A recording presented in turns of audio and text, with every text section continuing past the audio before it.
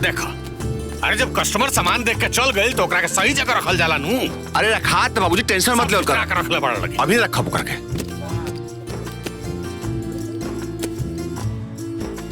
चाचा प्रणाम चाचा।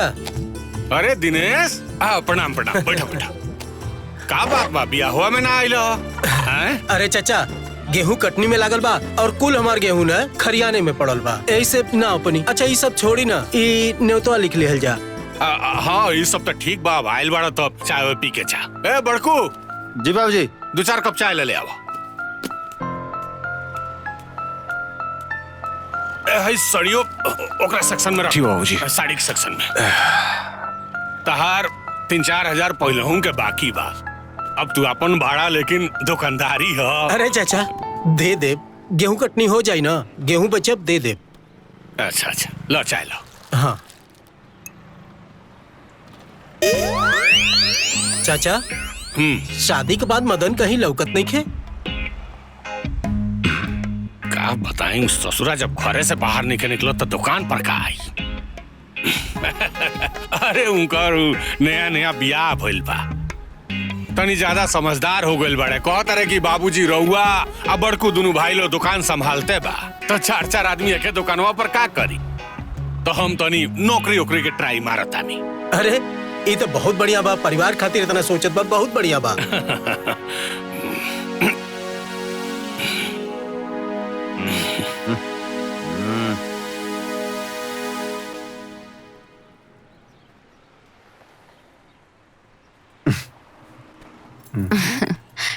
पतिदेव जी। हाँ पत्नी जी। रहुआ जितना हमरा से प्यार करेनी, हमार बस में रहित ना, हम राउर नाम स्वर्ग में लिखा देती। पत्नी जी सच बताई तो अगर हमारो अधिकार रहित ना, तो उस स्वर्ग के हम आपके महारानी बना देती। अरे पत्नी जी अरे ते गोड़ का खाली दबा। अरे अपने कपार पे पत्नी जी के बैठा के गाँव का नहीं घुमाओते। अरे कहा मेरी आके डिस्टर्ब करते रहे। अच्छा हम डिस्टर्ब करते नहीं तो के? अरे माँ ये को बात सुन, हमारे काजू किशमिश एक तरफ, पत्नी जी की सेवा एक तरफ। हाँ जो जौन करेगा बताओ करे। आई हो दादा, अरे हम बूझ गए नहीं एकर खेला। अरे अभी खत्म बा, अब का हो ये दादा।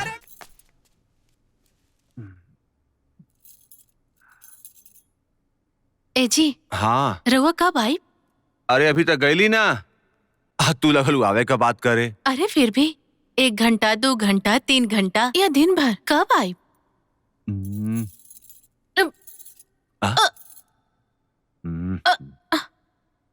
ए जी तनी 1 गिलास पानी देना।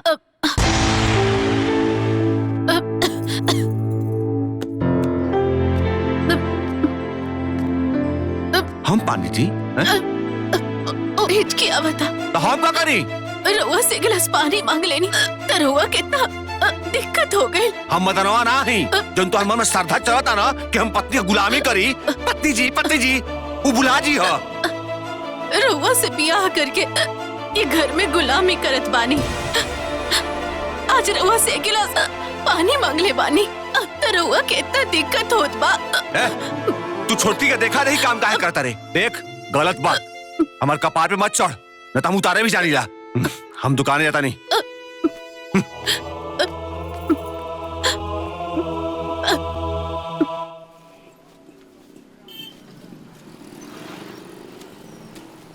चाचा प्रणाम। अरे खुश रह। अरे एने केने हो? अरे चाचा, जौन तुहार छोटका मदनवा बा ना, नया नौकरी करता, बहुत बढ़िया से करता। हम कुल देख लेनी। देख ला? कहाँ देख ला? अरे यही बाजारी में ललुआ के दुकानी पे। देख लो। अरे ओकर नया काम, नई नौकरी, मेहरारू के जी हजूरी। पगला के लड़का रे, वो यहाँ बाजार में क्या करे आई? अरे भैया ये है ना, ए चाचा, जौन तुहार नई की पतोहिया बा ना और ये दोनों के मेहरारू, तीनों के लेके ना बाजारी में घूमता। चाचा बहुत बढ़िया नौकरी करता। चलता नहीं चाचा, प्रणाम।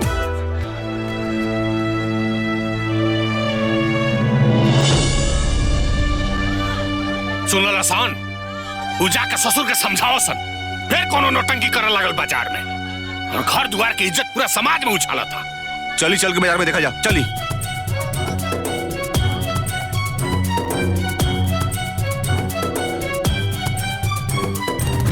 अच्छा नहीं खे। नहीं था हमारे के दूसरा दिखाई ना।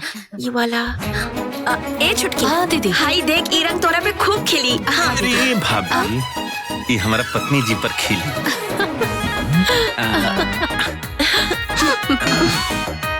ये भाभी, देखा था कितना खिला था। एकदम बढ़िया लगा था। इतना बढ़िया लागता तो एगो रील बना दी ना। हाँ कहे ना।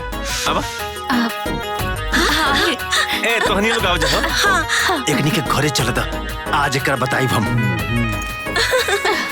ले हमरा बढ़िया लागल ना। बहुत हो गई ना। हाँ हमरा को बहुत अच्छा लगा। हमरो बढ़िया लागल।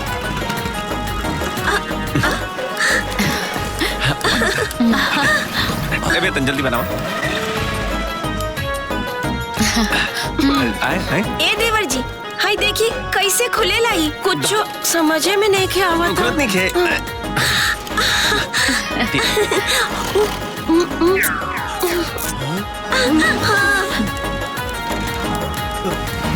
आई हाय ला। कितना मिलो? ला। हाँ चल। देवर जी चश्मा लगा ला, चश्मा लगा ला। तो हिम्मत कैसे भइला बिना हमरा पूछे बाजार जाए के? बोल का करे बाजार गइल रहलू? बोल कहे कर लिया, बताओ न तो गर्दन दबा के तो प्राण निकाल दे। बताओ ताली। ओ कहा ना छोटकी हम सब के बोलस की चले के चाहिए तो हमने सभी चल गए नहीं सर। अरे कल वही अपने साथे साथे हमरे दोनों पतो ये ना के बिगाड़त जा जी। अब का होई? अब माई बहुत हो गई। देख अब ये कभी बताओ नहीं। ए, मदन बाहर निकाल। हाँ भैया। बाहर निकाल। हाँ भैया। काबिल भैया। देख ली बाबूजी, आ गए मेहरारू के गुलाम। भैया जी, रहुआ हमार पतिदेव जी के ऐसे काहे बोलता? देखा हम तोरा से बात नहीं कर चाहत। हट हट जो हमारे सामने से। ए भैया, ए तू हमारा पत्नी जी काहे तरह इंसल्ट करता रहा? आए बोला। एकदम चुप, न तो एक झापड़ मारब ना, जाके झोड़िया के ईजा गिरबे। खबरदार! केकरा हिम्मत भइल हमरा पतिदेव जी के छुए के? अरे जेकर हम पूजा करीले ओकरा केहू आंख उठा के देखे तो घर में तांडव हो जाए।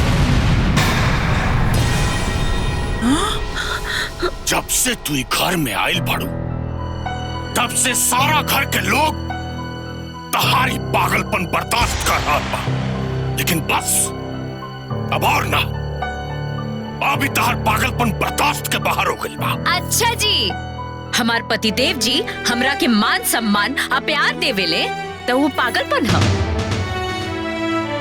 हमरा पतिदेव जी अगर हमरा के रानी बना के रखेले तो वो भी पागलपन है। खाली घर में तूहे एगो नया बहू बन के नहीं खुआई, नहीं ये एगो नमूना पैदा भइल बड़ा। ई घर में और तू के बेटा बड़ा सन, आ तू को संस्कारी पतो भी बड़ी सन, जन दिन रात अपना पति के परमेश्वर मान के गोड़ पर पड़ रही सन। इता आपन आपन किस्मत के बात है। हम तो महादेव जी से ऐसने पति मांग ले रहनी। हाय देखा लोग, देख लाइन कर ई बेशरम नियन कैसन पुटर पुटर बोलतिया जी। अरे जब ले घर में आइल हमरे घर के पूरा सिस्टम बिगाड़ के रख देलस। हमरे हीरा जैसन लड़का के जादू टोना करके अपने बस में कर लेलस, और हमरा दोनों पतोहियन के बिगाड़ा पर लग गइल बा। ना माई। देखी जी, हम अपना पतिदेव जी के मांगनी हा वो हमरा के मिल गई।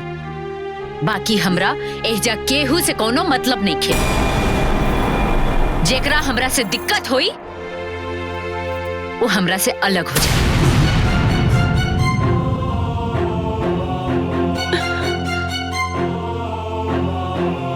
देख लेनी जी ये का बोलतिया। मेहर मऊगा, देखते ही क्या बोलतिया। क्या बोलतिया? हैं? एकदम हमारे पत्नी जी सही बोला तरी। चुप बाबूजी, बहुत हो गई। एकरा के परिवार से अलग कर दो। ये दोनों बदतमीज संस्कार विहीन पति पत्नी के ई घर में कौन जगह नहीं खे। अरे पतिदेव जी। जी पत्नी जी। देखी तो रहुआ सामने ही हमार। तो लोग दोनों जना बड़ भाई हो जना, हम तबे से तो हम लोग उनके सुनत रहनी हो, तो हम लोग उनके कोनो हक नहीं के हमारा पत्नी जी के तरह इंसल्ट करके। आज तू का बोलत रहा भैया तो बिचार था बोलत तू क्या का बोल बड़े? रहा नहीं तो का कहत रहा बताओ। तू का कहत बड़े? मेहरारू देख के धेटा होता मेरा अरे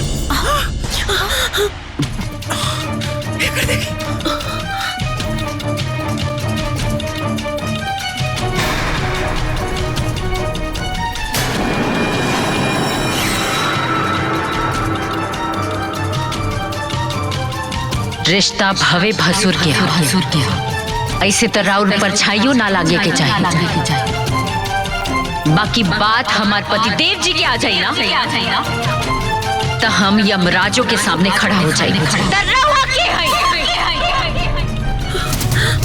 अगर हमार पतिदेव जी के साथ दोबारा ऐसे भइल ना तो हम भूल जाए कि हमार सास के ससुर के भसुर।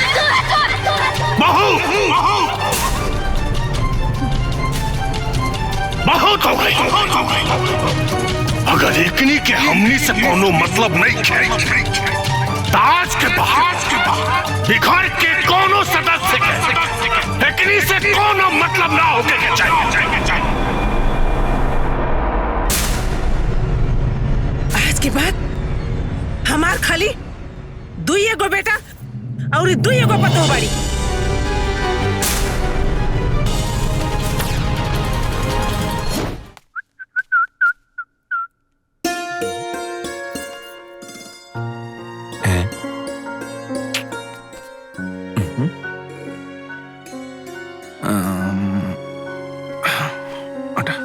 अरे हमार पत्नी जी के मूड काहे खराब बा भाई?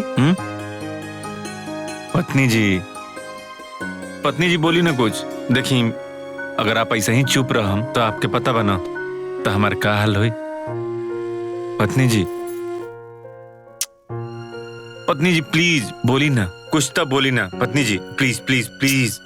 कुछ ना, कल वाला बात से हमार मूड खराब बा। काल वाला बात के छोड़ी ना पत्नी जी। अच्छा ये बताई ना, हम आपके मूड ठीक करे खातिर का कर सकीला? काहे रवा ने के बता कि हम मूड खराब में का करीला? हाँ रील बनाईला, याद आ गई। तो चली बनावल जाओ। हाँ हाँ चली चली रील बनावल जाओ चली। लेकिन यहाँ ना, यहाँ ना कोनो दूसर जगह। हाँ चली अब चली चली चल उठी चली चल चली। हाँ हम आपके लेके चलो तनी चली। रेडी? रेडी। हाँ ओके। 1 2 3 स्टार्ट।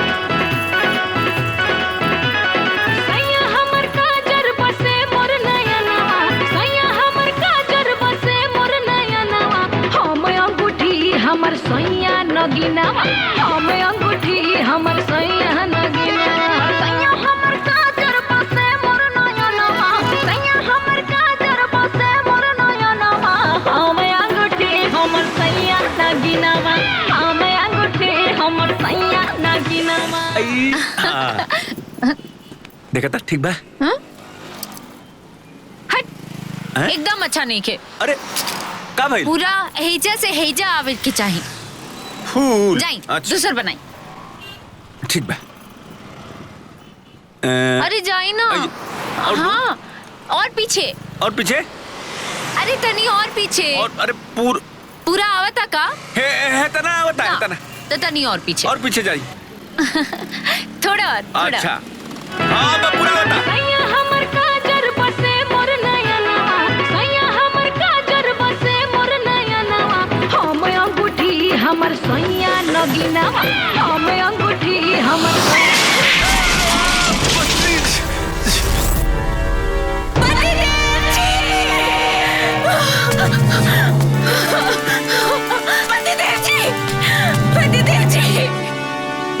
पतिदेव जी आँख खोली। पतिदेव जी क्या हुआ? बचाओ।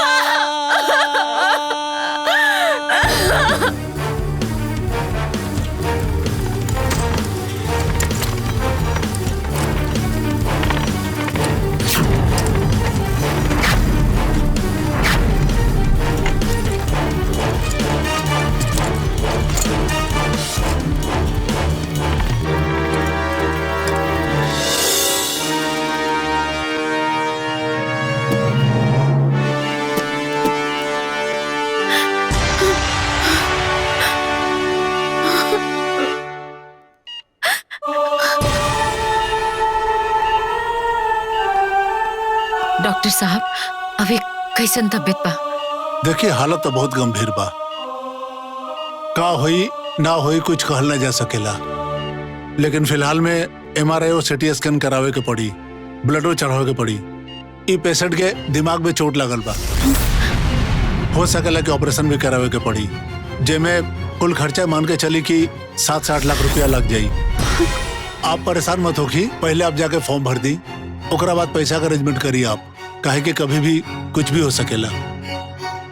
हमने अपना तरफ से पूरा कोशिश करब जा उनकरा के ठीक करे के। ठीक ठीक।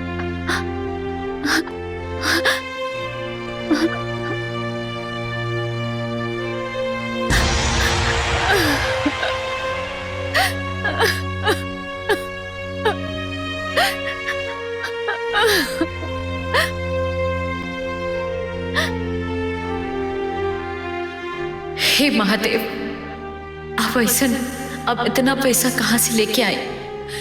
नैहर से मांग नहीं खी सकत, ससुराल में कौना मुझसे मांगा?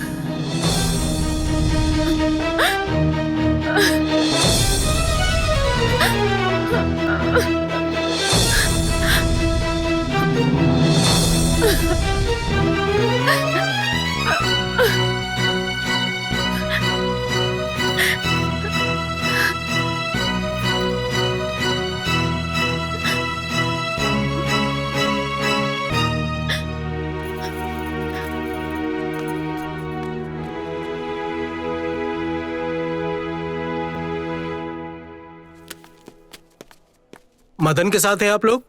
आप मदन के साथ हैं? सिस्टर जरा मदन की फाइल निकालिए तो। पति को अपने छोड़कर पता नहीं कहां भाग गई है।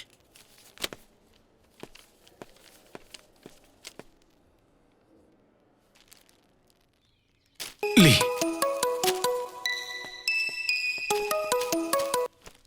हेलो, देखिए हम सिटी हॉस्पिटल से डॉक्टर विकास बोले तनी। हॉस्पिटल से? हाँ बोली। जी मदन और के लगेला? हम मदन के पिताजी बोलता नहीं। बोली ना। राउर लड़का हॉस्पिटल में एडमिट बाड़े।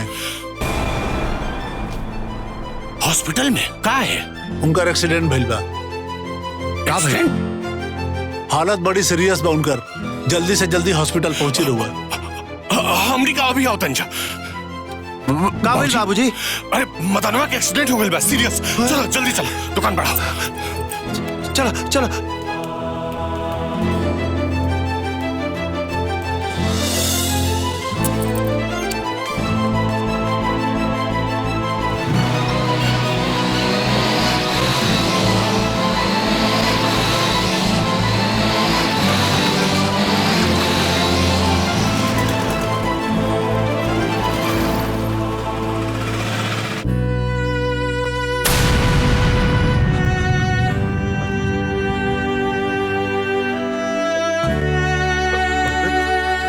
मदन, मदन,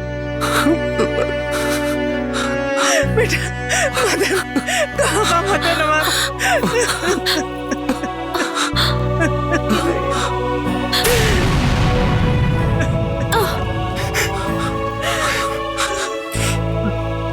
डॉक्टर साहब, हमरा के साथ सब बताइए,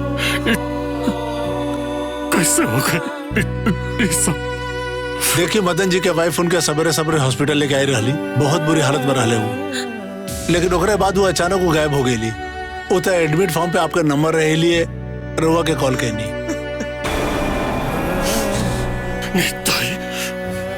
धोखेबाज, हमरा बेटा के सूली पर चढ़ा के भाग जोना के साथ 7 जन्म साथ निभाओ के कसम खइले रहे, ओकरे के जिंदा लाश बना के भाग। देखिए बुरा मत मानब, लेकिन हम ऐसा और देखले ना बानी जी अपने आदमी का ऐसा बुरी दशा में छोड़ के भाग गई। डॉक्टर साहब,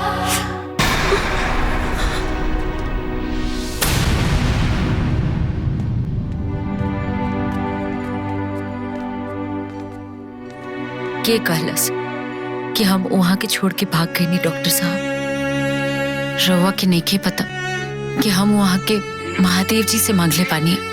महादेव जी, महादेव जी, बंद करें अपनी नाटक। एगो तो हमरा लड़का के जीवन से खेल गए थे, ओकर जिंदगी समाप्त होकर बरा गइल बा। जहिया उनकर जीवन समाप्त हो जाए तहिया हमरो जीवन समाप्त हो जाए। वहाँ के हमार सांस पानी, वहाँ के बिना हमार जीवन के कोनो वजूद नहीं खे। मौत के भी वहाँ के छुए से पहले हमरा सामने से जाए के पड़ी। वहाँ के और हमार साथ भोलेनाथ जी बनौले बड़े। ई जोड़ी इंसान ना भगवान बनौले बड़े। हम अपन पतिदेव खातिर अकेले काफी बानी, हमरा केहू के भी जरूरत नहीं है।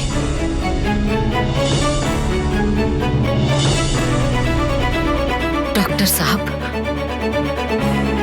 हम पैसा की व्यवस्था में लागल रहनी। आप एक काम करिए, काउंटर पे पैसा जमा करवा दी।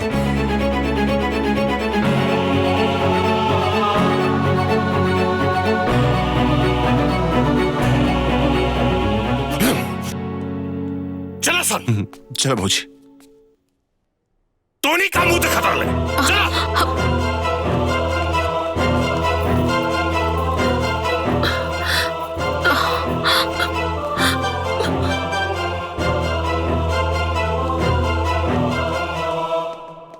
सब ठीक से चेक हो गई? जी सर।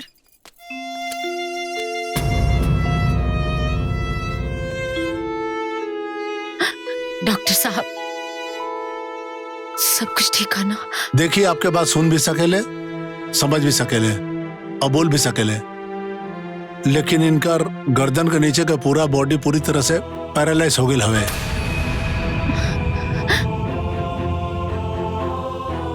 डॉक्टर साहब, ये एकदम ठीक हो जाएंगे, है ना?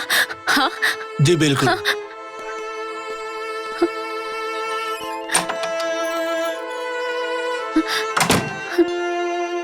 रवा जल्दी से ठीक हो जाइए, ना तो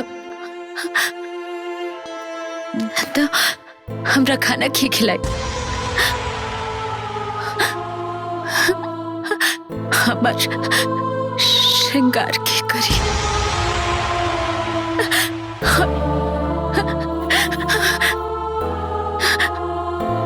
खाना के बनाई। बोली ना, बोली, बोली ना, बोली ना।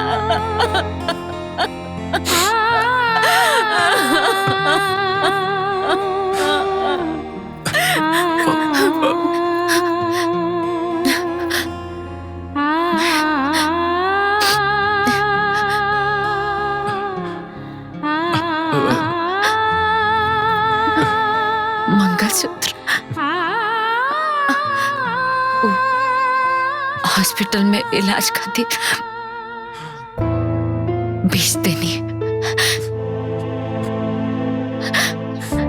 छोड़ी ना। रहुआ से ज्यादा कीमती नहीं के गहना गुड़िया, हमके तो राहुल साथ चाहिए।